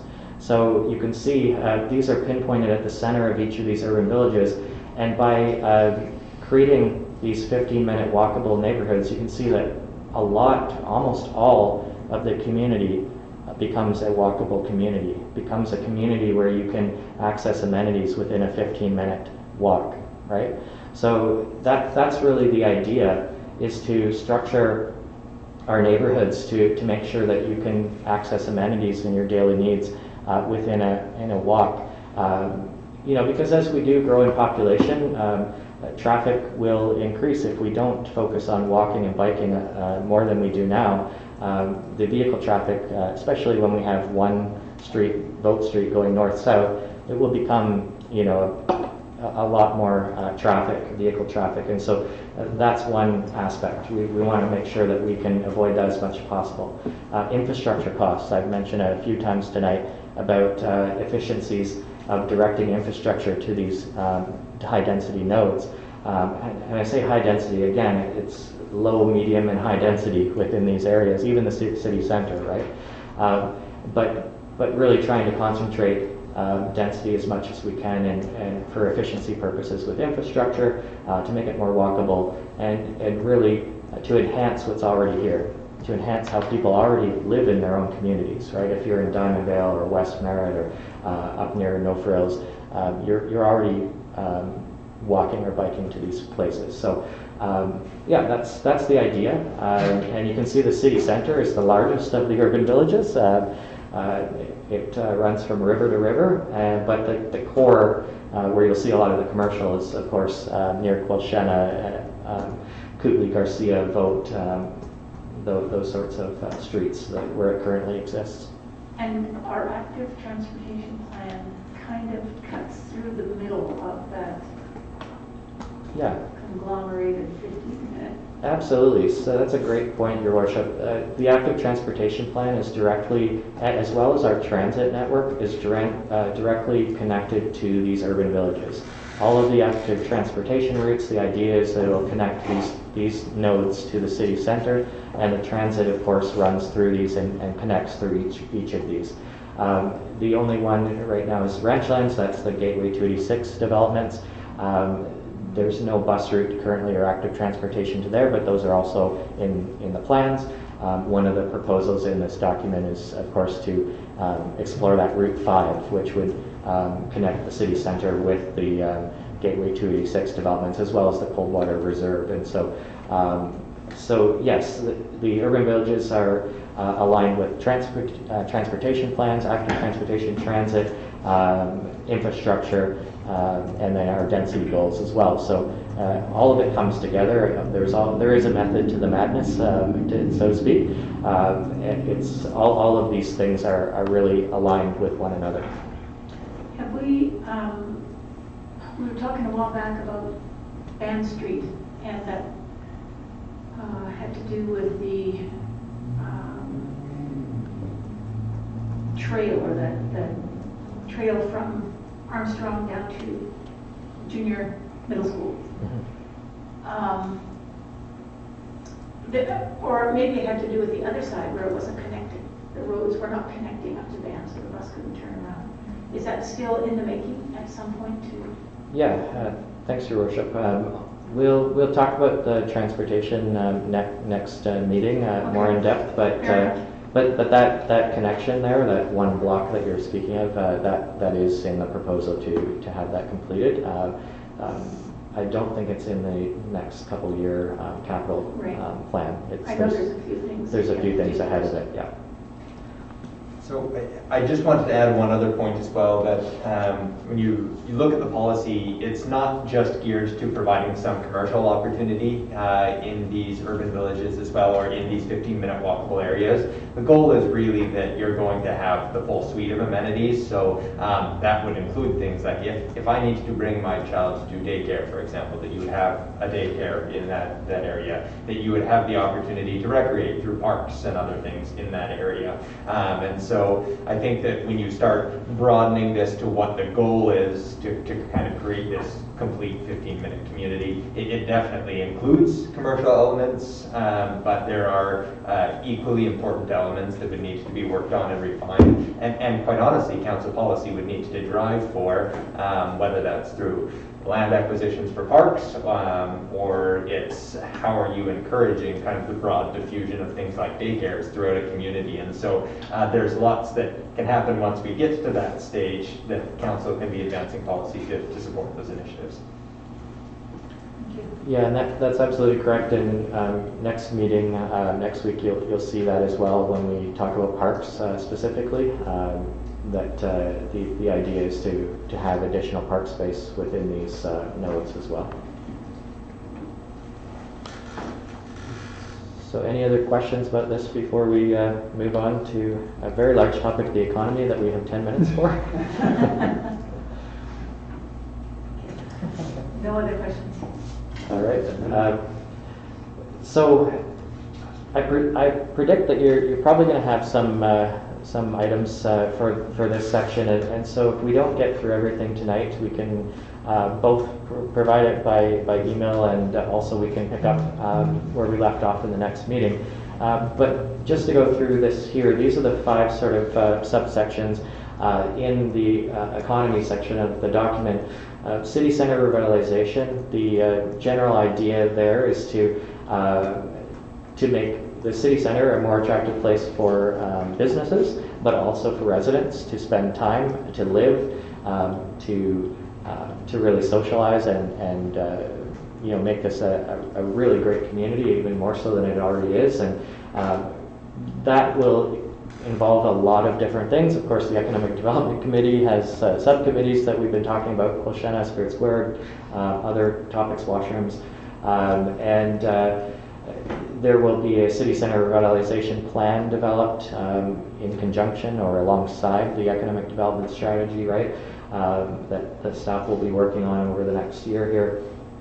So the idea really is to enhance the city center and make it a more vibrant place. And that will really support the businesses that exist there and future businesses that want to locate there. And really what it comes down to is jobs and businesses and making sure that those businesses can support the workforce. Economic diversification. Of course, we're creating an economic development strategy currently, and we've had a lot of great engagement sessions with different groups thus far, and continue those through this month, and before we start drafting the plan for that. There's a number of industries that we've identified here in this document, 8 specifically, and if that list of 8 resonates with you, then great. Those are the ones that we've sort of heard feedback so far is where we want to go. But if there's anything we've missed in that list, if there's any clarification that you want, because some of them are pretty large catch-all, like retail and hospitality, that captures retail, accommodation, food services like restaurants and cafes, as well as bars and breweries. So it's quite a large category, for example. So if you need any clarification on that, or if there's any other industries that we've missed, please let us know. Any questions on those? Do you have the list at your hand? I can read it out if you want. We have it, it's on page 67. Councillor White? I'm just, these numbers are based on from 2016. And I'm just looking at the 4 greatest decreases in employment. There's other areas that have had major decreases in the last couple of years. So I guess my question is, how accurate is this information based now, currently, based on 2016 numbers? Yeah, thank you, Councillor Wade. That's a great question and a great point. It's difficult creating an OCP right now. When the obviously the census was conducted, and we don't have the data yet from that. It won't be out until next summer to fall, right? So we're using some data that is from the previous census, as you mentioned, that was conducted in 2015 and released in 2016. But there are some trends there that we know. Obviously, anecdotally, we know that there's other industries that have either improved or declined over the last 5 years. And so it's tough to put anecdotal information into a document like this, but certainly when this document is amended in future, those numbers could be taken into account. I would probably recommend to a future council to try to align the next OCP with the census in 2031, so that the data comes out 2032 and that sort of thing. But yeah, so we're doing the best we can with the information we have. That's just to give a bit of an idea of what was happening in the community, but obviously, as you know, as we all know, the community has changed quite a bit in the last 5 years in a number of ways. So, Can you not use some kind of projections, percentages, maybe 2%, 5%, whatever? I Or think that, business license. I think that there probably would be an opportunity. I presume you're referring to forestry in particular. Well, forestry, the hospitality industry, I mean, that's been hit huge. Yeah, let us take that feedback back, because it's hard to have this conversation without acknowledging fairly obvious things, like, you know, in between now and then Topo closes down, like, okay, you've got a pretty giant loss in jobs in a particular area, but then again, you have to factor in COVID impacts and what's happened with that, and in particular, service hospitality industry. But you kind of know what was going on with those industries before the COVID, before they closed down. So that's what I'm saying, can't you use somewhat of a percentage to increase or decrease, whatever? We would have to change how we do it, but let us take that feedback back, because I take your point, that we want this to be grounded in reality as best as possible, and if we know something's happened, even if whatever basket of statistics we're using hasn't proven it out yet, let's find a way to represent Well, I know that. it's not going to be perfect, but I mean, it's, Yep. I think it needs to be a little bit closer than what it's saying here. yeah, and that's a great point, Councillor White. It really is tough working with data that's really outdated. So we'll look at that and see what we might be able to do. There may be other data from surveys or other aspects. Your worship mentioned business license data. We might be able to put something together to provide a little more context for the current situation. But leave that with us, and we'll see what we can do. The other refinement that might be evident is we're using percentage increases here as the primary representation, but that's probably not necessarily what makes the most sense. The three greatest increases of employment, we've got number one, wholesale trade, which is up 350%, but it's from 10 to 45. Whereas the number three is healthcare, which is from 295 to 360. If you're looking at where the greatest increases of employment have came from, we should probably be using raw numbers as opposed to the percentages. Still include the percentages because that shows trends, but there are ways that we can work on refining this information, I think. So, point taken. Thanks. Thank you. Business attraction and retention is obviously a large component of the document as well. There's a number of policies outlined there. If you have any other suggestions, these are things obviously we've collected over the last year and a half of engagement, but if there's anything we've missed, please do point that out. I think Mr. Smith has another comment there. Yeah, Your Worship, this one is actually a comment that is based on pretty recent information, but in conversations that we've been having in relation to the airport in particular, and this is a note for policy 5.5.9, Don, which is recognize and promote the airport as an AGN2 non-precision instrument aerodrome. I think that likely isn't going, currently we're a non-instrument aerodrome as opposed to the non-precision instrument aerodrome. But in talks that we've been having with the airport consultant, the feasibility of ever becoming that non-precision instrument aerodrome, it's likely not going to happen. So we're getting a tech memo putting together that council is going to consider and give us some direction on that. But I'd be hesitant of including that in the OCP when we're going to be probably looking at recommending something other than that even before the OCP is finalized. So just to give you the heads up on that front. Yeah, and of course that'll mean that we'll need to do an amendment to the zoning bylaw as well, because this is the designation in the zoning bylaw. So we can certainly do that, and if the council, we may wait, if that's going to come forward to council in the near future, we may wait until council's made that decision to change this. But that's a great point. Thanks for pointing that out. All right. So housing supply is, it might seems strange in the economy section, but it's very much linked to job creation and also to be able to create a healthy city center as well. We've had conversations with businesses, for example, over the last year where they wanted to locate here and they would have created new employment for the community, but unfortunately they saw our housing availability and decided not to locate here because there wasn't the housing for their staff. Specifically companies that wanted to relocate their managers here from the Lower Mainland, etc. So that's not a great situation for us, and so housing supply is really important. And when we're talking about growth, it's not just about having more housing for the sake of housing. If we're going to have jobs for people, we need to have housing for those employees, and so it really goes hand in glove. So just in a general sense, we need housing for jobs, and we need jobs for housing, obviously.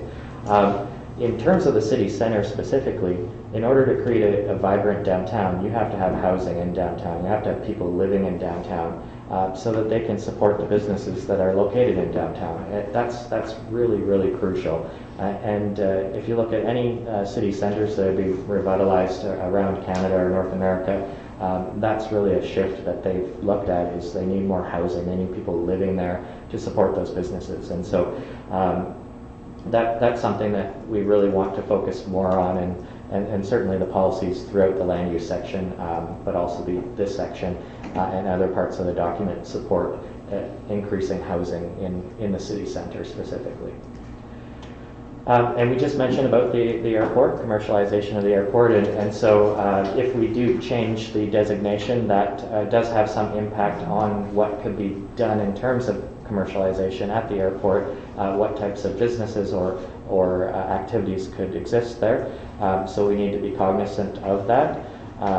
So if we need to change other policies in section 5.5 related to a designation change of the airport, we can look at that as well. So we might need to talk to the airport committee as well about that to see where we need to go with that.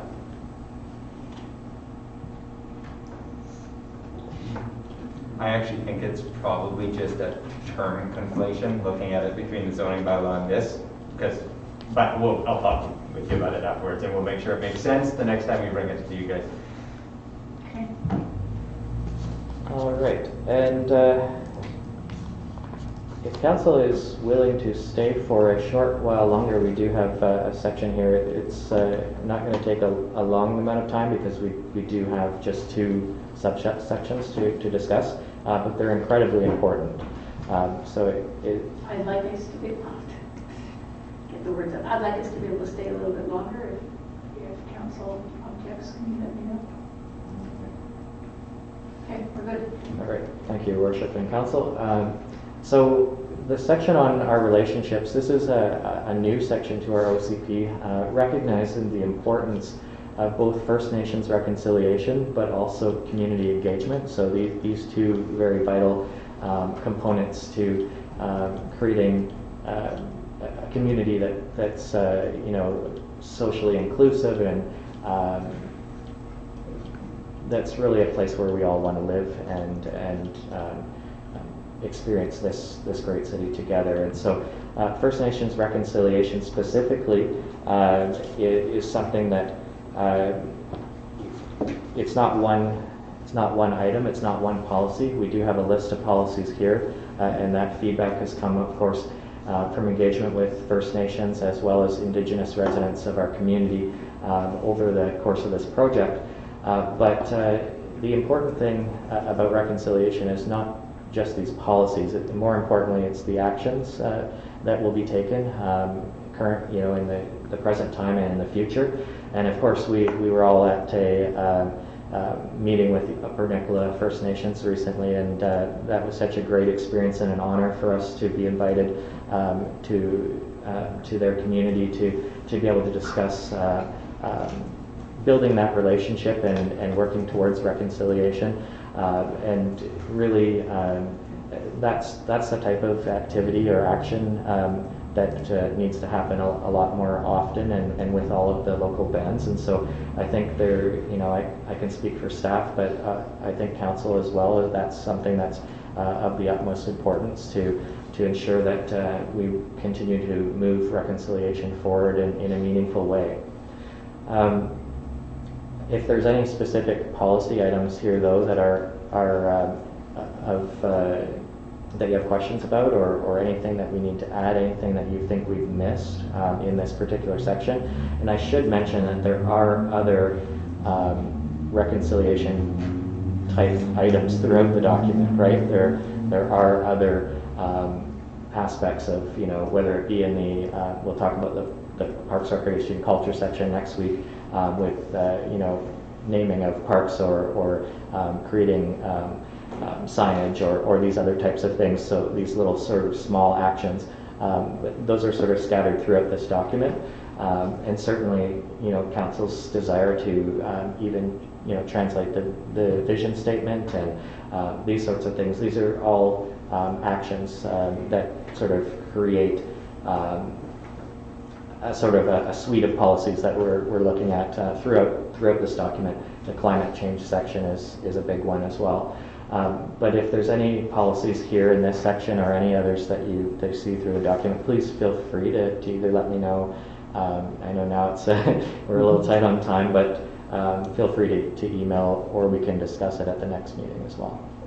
And that goes for residents as well. I know we got some good feedback from one resident, particularly around reconciliation items. So we'll be looking at those when we revise this to be the final plan.